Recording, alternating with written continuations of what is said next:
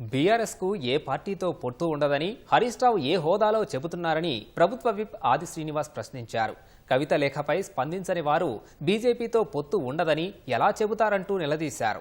CLP media సమావేశం వద్ద మాట్లాడిన ఆది శ్రీనివాస్ రాష్ట్ర ఆవిర్భావ దినోత్సవాన్ని పెద్ద పండుగలా నిర్వహించామన్నారు. నిన్న బీఆర్ఎస్ మాత్రమే ఆవిర్భావ దినోత్సవాన్ని నిర్వహించలేదని ఆరోపించారు. అధికారం లేకపోతే బీఆర్ఎస్ నేతలు తెలంగాణ ఆవిర్భావ దినోత్సవ వేడుకల్లో పాల్గొనరా అంటూ ఆది శ్రీనివాస్ ప్రశ్నించారు. అధికారులు ఉంటేనే మీకు తెలంగాణ ఆవిర్భావ దినోత్సవాలను అడుగుతా ఉన్నా, అధికారం లేకపోతే తెలంగాణ ఆవిర్భావ దినోత్సవం మీరు జరపడాన్ని అడుగుతా ఉన్నా. తెలంగాణ అమరవీరులకు కనీసం ఫామ్ హౌస్ లో ఉన్నటువంటి కేసీఆర్ గారు టీఆర్ఎస్ పార్టీ సమావేశం ఏర్పాటు చేసుకుని కనీసం నివాళులను అర్పిస్తుంటే అమరులకు వాళ్ళకి నివాళులు అర్పిస్తే వారి ఆత్మ శాంతి చేకూరే అవకాశం ఉండే ఆలోచన ఎందుకు మీకు రాలేదని అడుగుతా ఉన్నా. ఏదో జై తెలంగాణ అనే నినాదం ఇవ్వలేడంటున్నటువంటి మిమ్మల్ని అడుగుతా ఉన్నా.